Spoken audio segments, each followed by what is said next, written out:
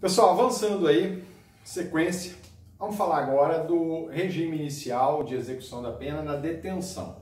Esse agora é fácil, você conseguiu entender o regime inicial de execução de pena da reclusão, a detenção é tranquila, tá?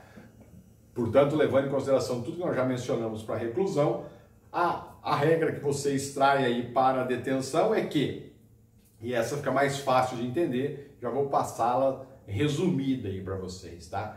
Na detenção, ou seja, no crime apenado com detenção, se o condenado for reincidente, se o condenado a um crime de detenção for reincidente, independentemente da quantidade de pena concreta imposta na sentença, o regime inicial dele será o mais gravoso.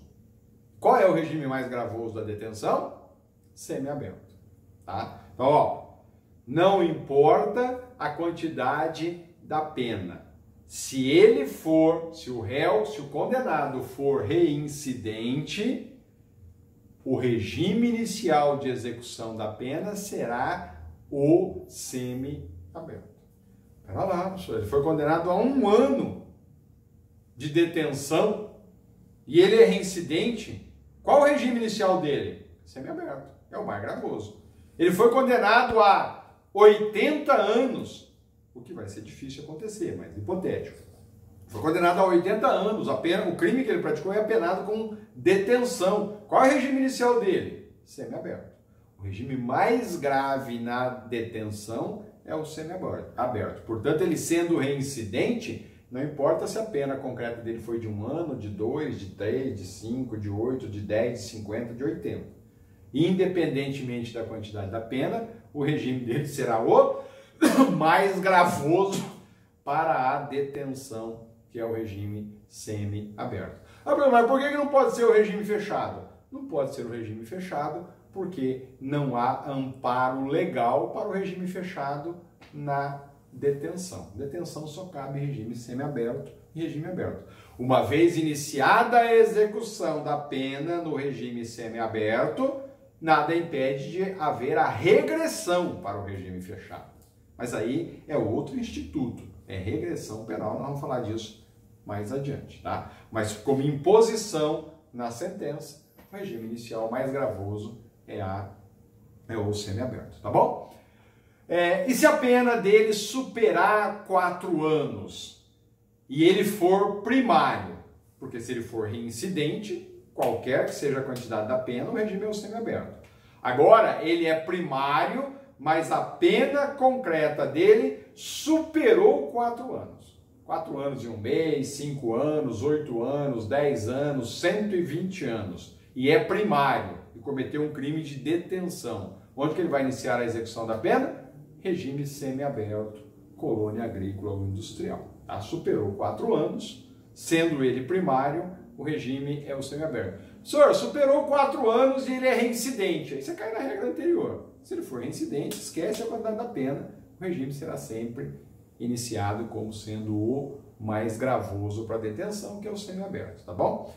Pena de detenção, pena concreta de detenção, igual ou inferior a 4 anos. E o condenado é primário. Agora o regime inicial é o aberto.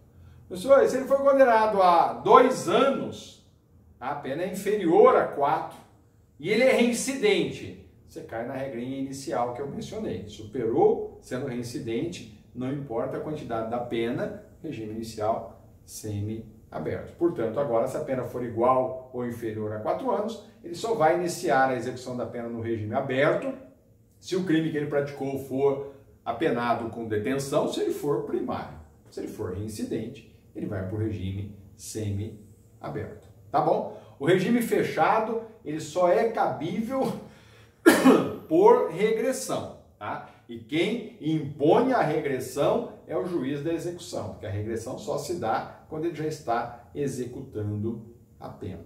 Tá bom? Só para efeito aí de anotação, de notinha de rodapé lá para vocês não esquecerem, tá? Outra questão importante aí é em relação ao cômputo do tempo de prisão provisória, tá? Isso é importante e tem vínculo, tem relação com o regime inicial de execução de pena e pede-se bastante isso, então vamos deixar isso anotado. Tá? Então veja, o artigo 387 do Código de Processo Penal, lá no parágrafo 2º, o legislador estabelece lá que o tempo de prisão provisória, a prisão cautelar, tá? O tempo de prisão provisória será computado, para fins de determinação do regime inicial de execução da pena privativa de liberdade. Tá? Mais ou menos isso, tá? Só para vocês entenderem aí. Então, o Código de Processo Penal determina que o tempo de prisão provisória, de prisão cautelar, aquela antes da sentença condenatória transitada em julgado, é computado para efeito de estabelecer o regime inicial de execução da pena. Mas como que se faz isso? O que significa isso na prática? Tá?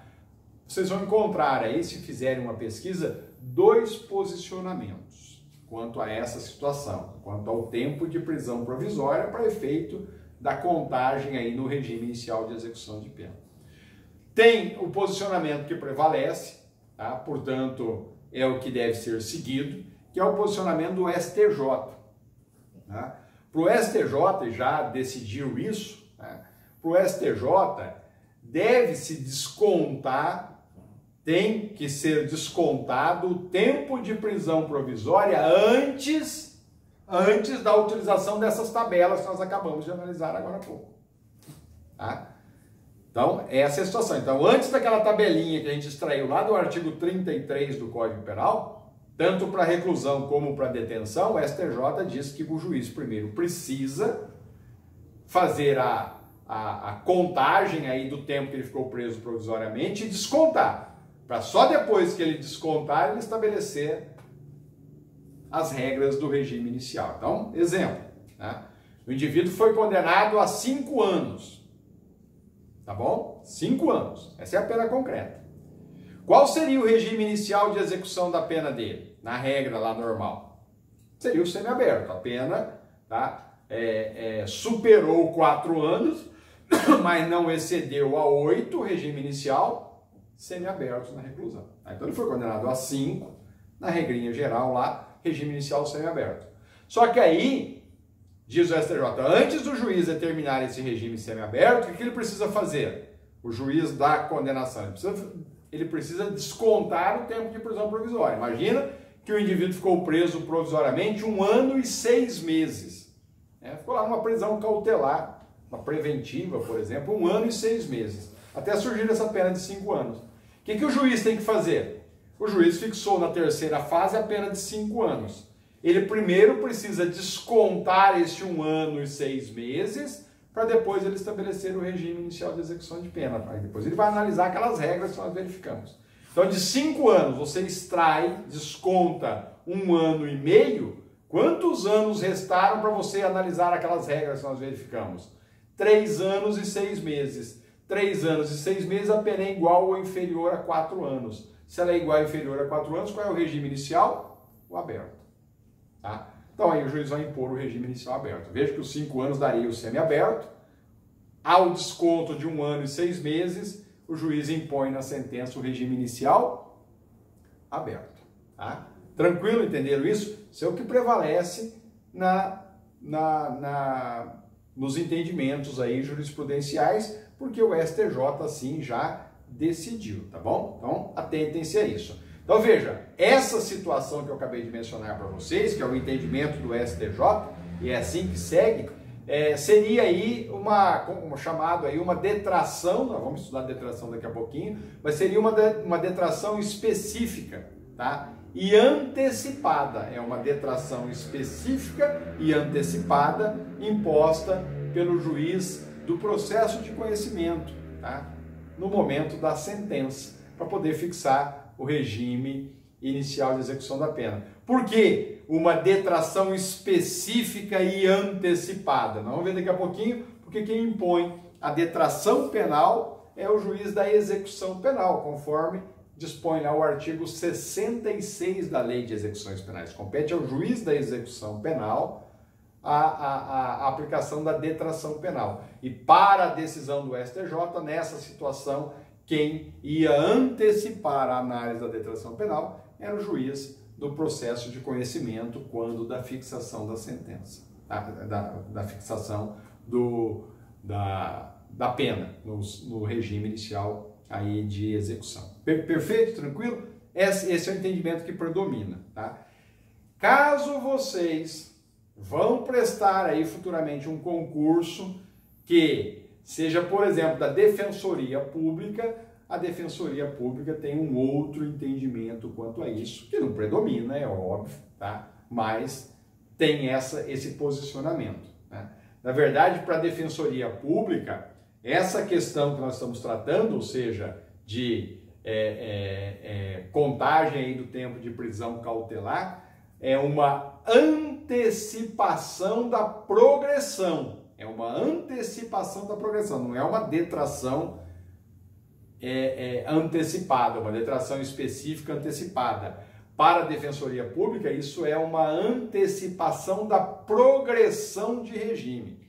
Ou seja, cabe ao magistrado apreciar o tempo de prisão cautelar, de prisão processual, tá? E, feita essa apreciação, verificar se estão presentes aí os requisitos objetivos da progressão de regime. Então já seria uma espécie de progressão de regime. Não é ruim o entendimento da Defensoria. Veja, se o indivíduo está preso cautelarmente, ele ficou preso 1 ano e 6 meses, tá? Ele já cumpriu uma parte da pena. Se ele já cumpriu uma parte da pena, ele tem direito a progredir de regime. Tá? Às vezes, nessa análise, não dá muita diferença, mas às vezes dá. Tá? Portanto, o juiz teria que fixar lá a quantidade da pena, tá? E na sentença ele impor que ele já, dessa pena fixada, ele já teria executado 1/6, por exemplo, né? Que é a regra, e ele já teria direito a deixar aquele regime e progredir para um outro regime. Às vezes ele iria iniciar no regime fechado e ele já pode progredir para o semiaberto ou para o regime aberto, dependendo da situação. Portanto, dependendo da hipótese concreta, a interpretação dada pela Defensoria é mais benéfica ao condenado, é mais benéfica ao réu. Então, exemplo, tá? Vocês vão ver que não muda muito do anterior, mas, enfim. Imagine aí que o indivíduo foi condenado a 8 anos e 6 meses. Ó, 8 anos e 6 meses, ultrapassou 8 anos, regime inicial fechado. Ele ficou preso cautelarmente 1 ano e 6 meses, vai? 1 ano e 9 meses, para dar mais próximo da conta aí. Com 1 ano e 9 meses preso numa prisão processual, prisão provisória, prisão cautelar. Pessoal, se vocês fizerem o cálculo aí de 8 anos e meio e fizeram uma análise, quanto que dá 1/6 de 8 anos e 9 meses, vocês vão verificar que ele já cumpriu nesse período de 1 ano e 9 meses 1/6 dessa pena. Se ele já cumpriu 1/6, ele já tem direito à progressão de regimes. Portanto, ele já vai para o regime semiaberto por progressão. Tá? E não sendo aí o regime inicial e a partir daí você começar a análise de 1/6 para progredir. Tá? Vocês vão ver na hora que a gente for estudar a progressão de regime que essa segunda posição ela é mais benéfica para o réu, mas ela não prevalece, ela não predomina. Tá bom? Pronto. Terminamos aí a análise do regime inicial de execução da pena para a reclusão e do regime inicial de execução da pena para a detenção. Então já está tranquilo, nós já sabemos quais são as espécies de sanção penal, nós já sabemos quais são as espécies de pena privativa de liberdade, nós já sabemos como fixar uma pena privativa de liberdade, sair da pena abstrata e chegar na pena concreta, e nós já sabemos quais são os regimes iniciais da reclusão, da detenção, que são espécies de pena privativa de liberdade, onde se executa a pena em regime fechado, onde se executa em regime semiaberto, onde se executa em regime aberto, quando que ele vai para o regime fechado, para o semiaberto ou para o aberto. Já avançamos bastante, já temos aí vários instrumentos em mãos para lidar com esse assunto já agora no próximo ano, quando estiverem exercendo a advocacia, tá? Então vamos lá. Vamos avançar um pouquinho, vamos trabalhar agora como que se dá o cumprimento das penas privativas de liberdade. Então veja que nós estamos tratando já cada vez mais entrando aí na execução penal, tá? Daqui a pouquinho a gente já começa a tratar de institutos específicos da execução penal que são relevantes e importantes. Mais lá adiante na frente, se for necessário, a gente volta em alguns tópicos, em alguns itens da teoria da sanção penal lá, porque nós estamos fazendo as duas coisas ao mesmo tempo aqui. Então vamos lá. Cumprimento das penas privativas de liberdade. Tá? Então vamos lá. Pessoal, veja, quando a sentença transita em julgado, já sendo ela condenatória, tá? O que é necessário para se iniciar a execução penal? Tá? Então veja, com o trânsito em julgado, né, se o réu estiver preso, ou se ele estiver em liberdade, o juiz vai expedir um mandado de prisão para ele. Tá?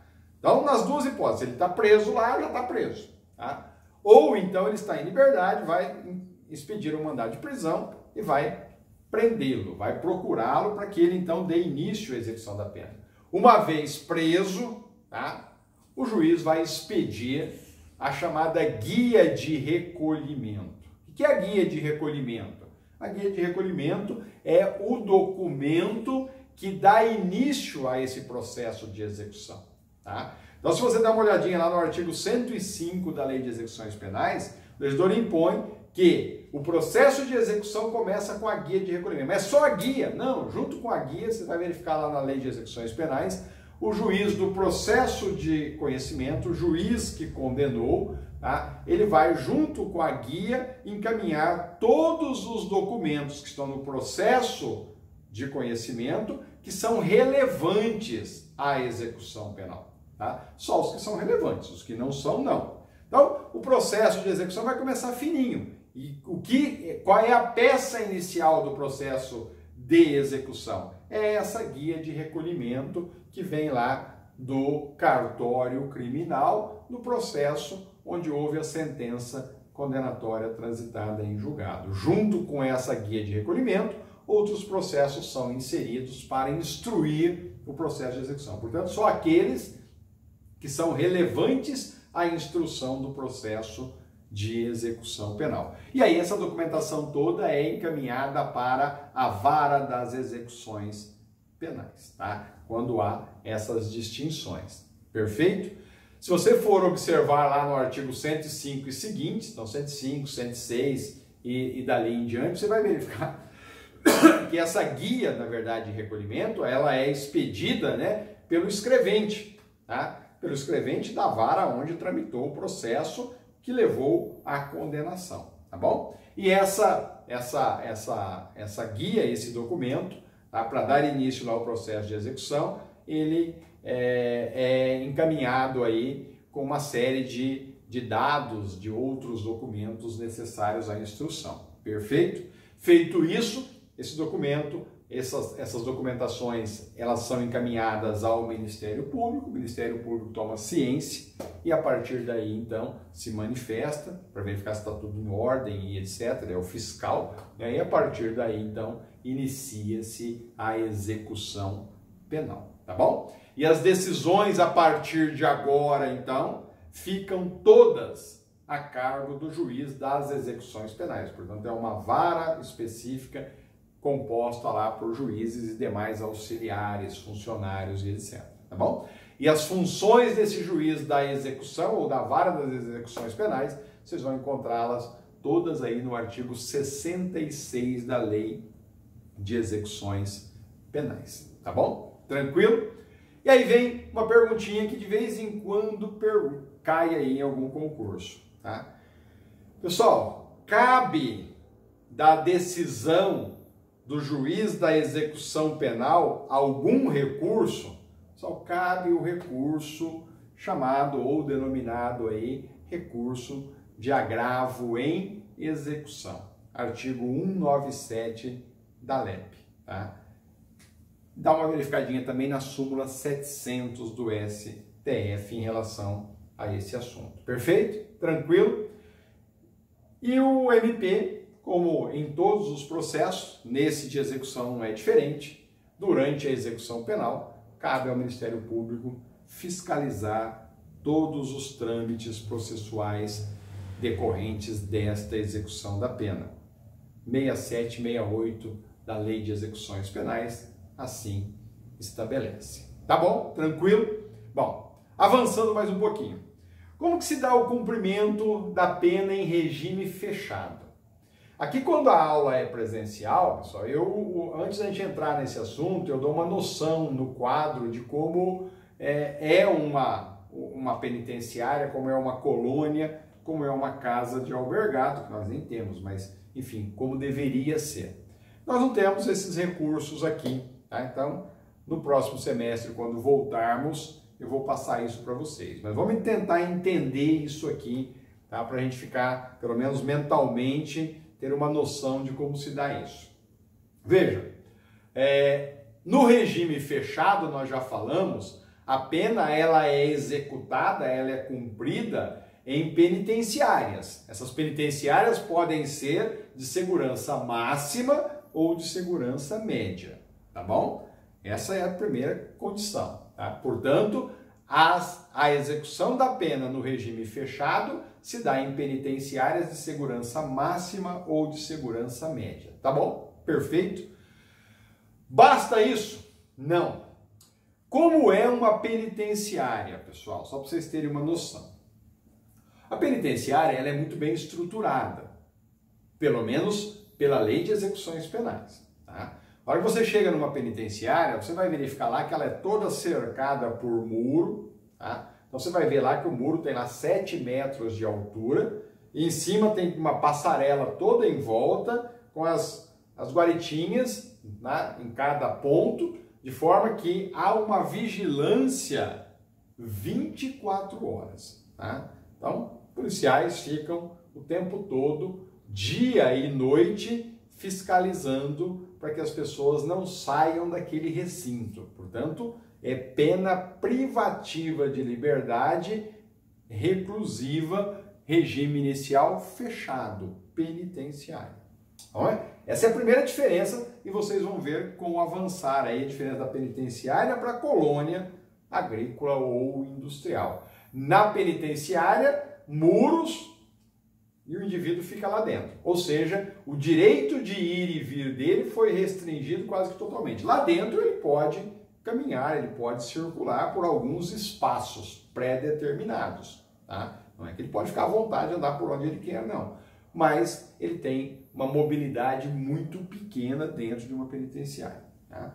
Aí vocês vão verificar, nós vamos comentar isso quando a gente voltar aí, naquele muro ali, a hora que você olha, tem um alambrado, que é chamado lá linha de tiro, né? Se alguém tentar escalar ou cortar, os policiais estão lá realizando a fiscalização dioturnamente, eles podem revidar aí para que esses indivíduos se afastem desse ambiente, desse local, no caso, por exemplo, de uma fuga e etc. Tá bom? Esse é o primeiro ponto da penitenciária. Então já sabemos, a penitenciária é fechadona. Beleza. Basta isso? Não. Como que se executa a pena lá na penitenciária? A Lei de Execuções Penais, olha que bonitinho. Tá? Se você pegar a Lei de Execuções Penais, você vai lá no artigo 88 da LEP. Dá uma analisadinha nele. Tá? Então vamos fazer a referência dos artigos, vocês vão anotando aí, ou abre aí a Lei de Execuções Penais, vai dando uma lidinha. O legislador menciona, a lei é bonita quanto a isso. Ele menciona que no regime inicial fechado, ou seja, numa penitenciária, o condenado deve permanecer em cela individual. Olha que bonitinho. Uma cela individual. E esta cela precisa ser composta de um dormitório, portanto precisa ter uma cama.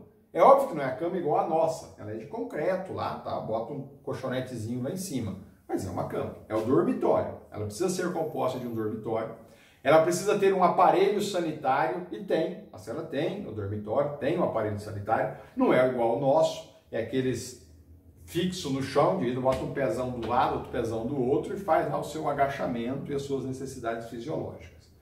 Precisa ter também um lavatório, que não é uma pia, nós temos no nosso banheiro. Ela também é de concreto, lá chumbada na parede, etc.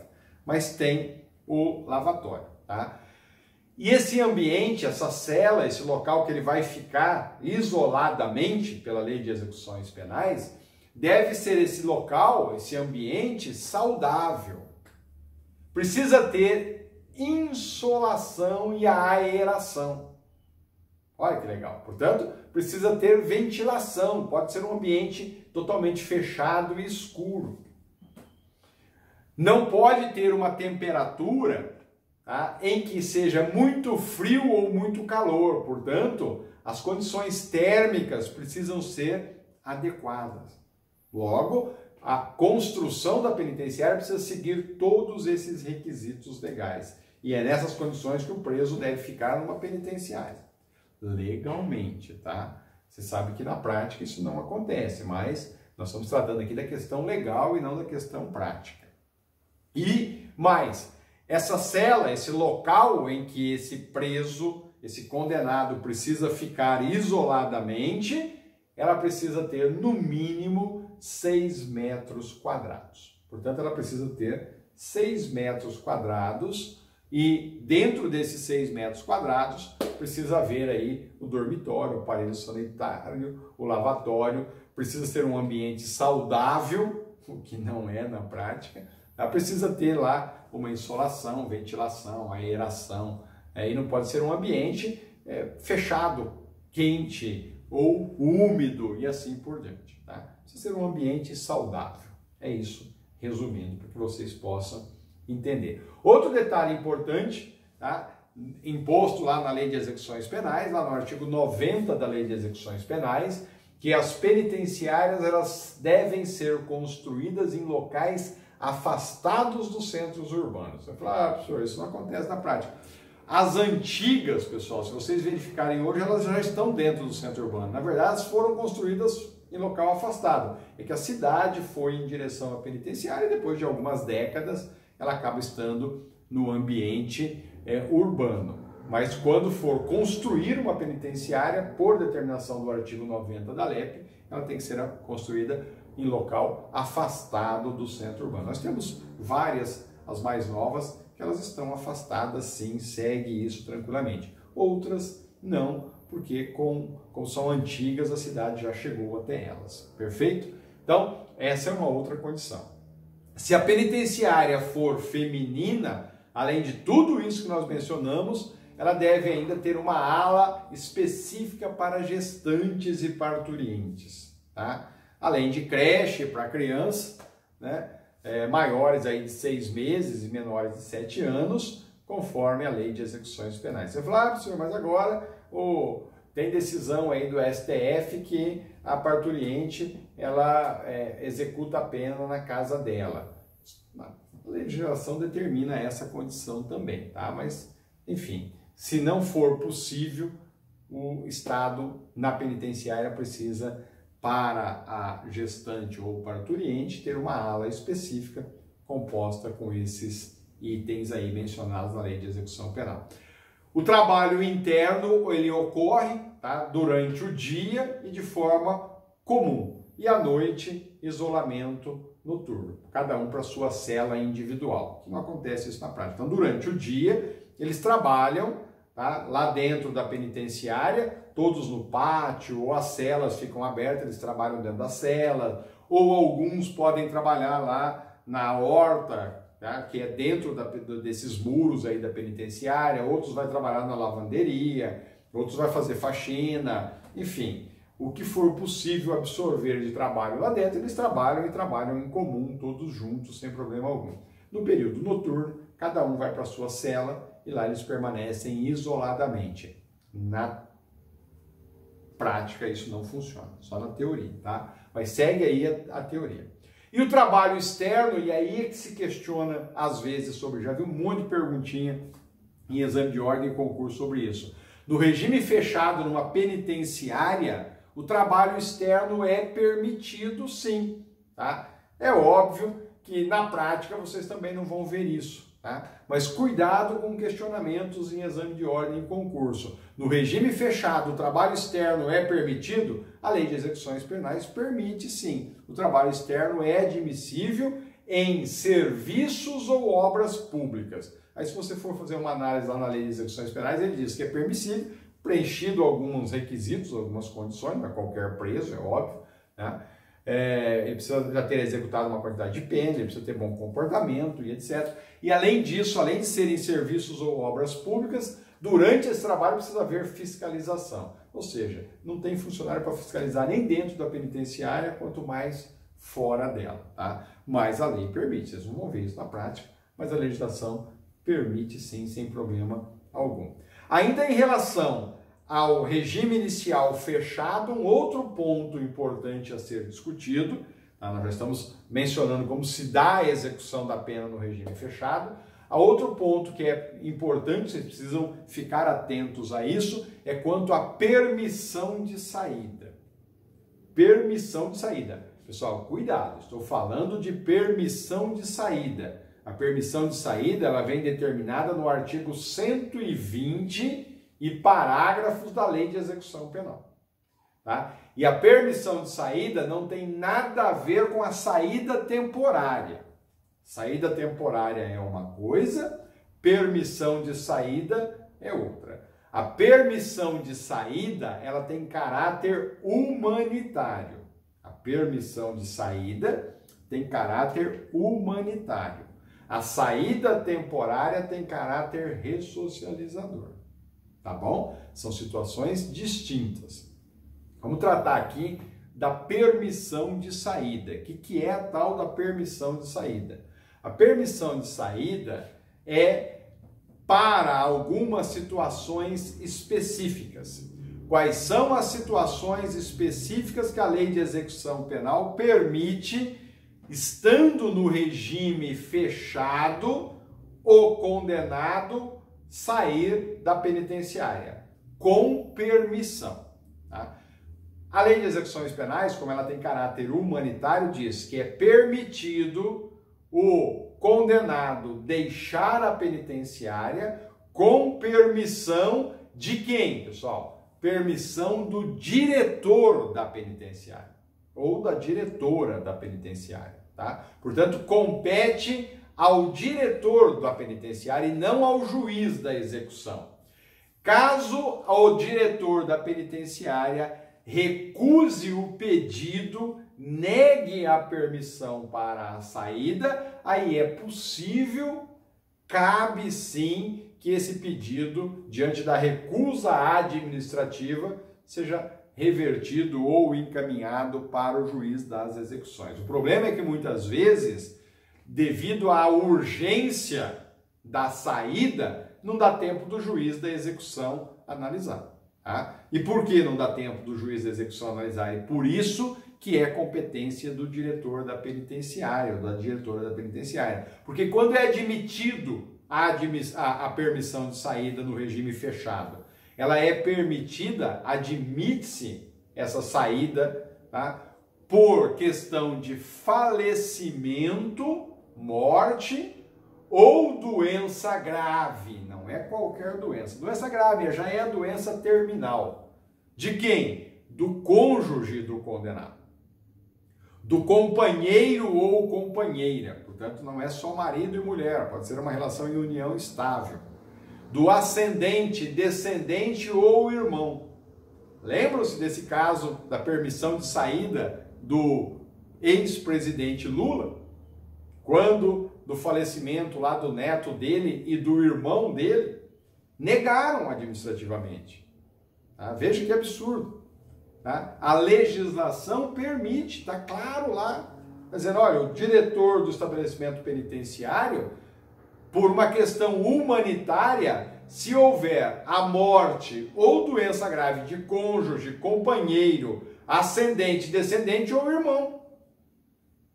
Houve a morte do neto do ex-presidente da República e liberaram depois, porque aí os juristas caíram matando sobre a negativa quando do irmão dele. O irmão dele morreu e não permitiram a saída dele para visitar, para ir ao velório. Quando a Lei de Execuções Penais diz que permite, cabe. Por que ele não poderia ir? O diretor pode negar? Pode, mas ele precisa fundamentar isso.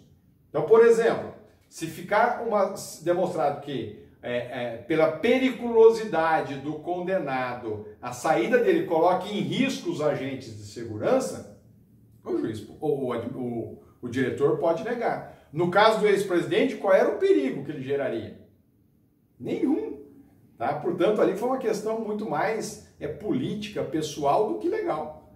Tá? Tanto é verdade que, como houve a negativa na via administrativa, ele interpelou o judiciário. E aí autorizaram, só que quando autorizaram, o irmão dele já tinha sido sepultado. Tá? Por isso que compete ao diretor do estabelecimento penitenciário, porque até o juiz decidir, não há mais tempo. Vocês percebem que é uma questão humanitária, é rápida. Então veja, doença grave, a pessoa está em estado terminal, ou vai hoje ou amanhã já morreu. Você vai no velório amanhã, porque para despedir, para fazer lá a última despedida não é mais possível. Por isso que não compete ao juiz da execução, só em casos em que a negativa administrativa não foi fundamentada ou não foi justificada, motivada. Perfeito? Então essas são as hipóteses, tá? Quando houver falecimento de um desses familiares, e só esses aí elencados, ou não houve falecimento, mas está prestes a ocorrer a morte, uma situação de doença grave, portanto já em estado terminal. É aquela situação que a pessoa vai lá, vai dar um abraço, um beijo, e pedir perdão e voltar, e no dia seguinte ficar sabendo que morreu. É mais ou menos nesse sentido aí. E a outra condição que se permite a saída do preso no regime fechado é quando é para tratamento médico dele mesmo. Ah, professor, mas lá na penitenciária não tem ambulatório médico? Tem. Mas às vezes, dependendo da doença, do problema de saúde que aquele preso está sofrendo naquele momento, o médico lá da penitenciária vai lá e diz, olha, aqui nós não temos o que fazer, ele precisa ser submetido, por exemplo, a uma cirurgia, e aqui nós não temos um centro cirúrgico para isso. Aí nessa situação é feito um pedido ao diretor da penitenciária, ele é retirado da penitenciária e é levado a um outro centro médico mais próximo, onde ali será realizado o procedimento e ali ele permanecerá sob escolta até receber alta e voltar para a penitenciária. Então, vem um outro questionamento quanto à permissão de saída. Qual é o prazo estabelecido? A lei não estabelece prazo, até porque são situações que não dá para verificar. Fica a critério, pessoal, de quem, do caso concreto e de quem está fazendo a situação. Então, veja, é um velório, tá? A mãe do preso morreu. Tá? Então, veja, o preso está aqui na nossa região, vamos imaginar que aqui tivéssemos uma penitenciária, está aqui na nossa região, mas a mãe dele morreu e ela está morando em Salvador. Pô, não tem como levá-lo até lá. Aí o diretor da penitenciária pode negar, vai dizer, olha, não há estrutura para levá-lo. O meio que nós temos para levá-lo é o automotivo, é por rodovias. Para até ele sair daqui e chegar lá, já sepultou. Portanto, ele nega, mas aí justificou-se a negativa, tá? Mas é próximo aqui, dá para levar, beleza. Vai sair uma equipe de escolta, encaminhando esse preso, algemado, tudo bonitinho, questão de segurança. Chegando lá, nada impede, já vi caso disso, pede-se para sair todos que estão no velório, entra só com o preso, uma questão de segurança, tá? Algemado, pé e mãos, a pessoa fica ali em volta do caixão, chora um pouco, enfim, 5 minutos, 10 minutos, 15 minutos, depende da quantidade, da distância para retornar, do horário, enfim, de como está o ambiente, depende de cada caso concreto. Então, são os agentes que estão realizando a escolta que vai determinar. Às vezes 5 minutos, 10 minutos, 15 minutos, 30 minutos, dependendo da hipótese, e traz de volta. É para despedida lá no hospital, doença grave. Entrou lá no hospital, vai ficar 5 minutos, 10 minutos, na UTI, no quarto, despediu, volta. Para tratamento médico, aí é o médico que vai determinar. Às vezes pode ir lá, submeter alguns exames, ser medicado e já voltar. Às vezes é uma cirurgia, tem que ficar 1 mês, 2 meses, 3 meses lá em tratamento no hospital para receber alta, para ser recuperado. Veja que esta é a situação.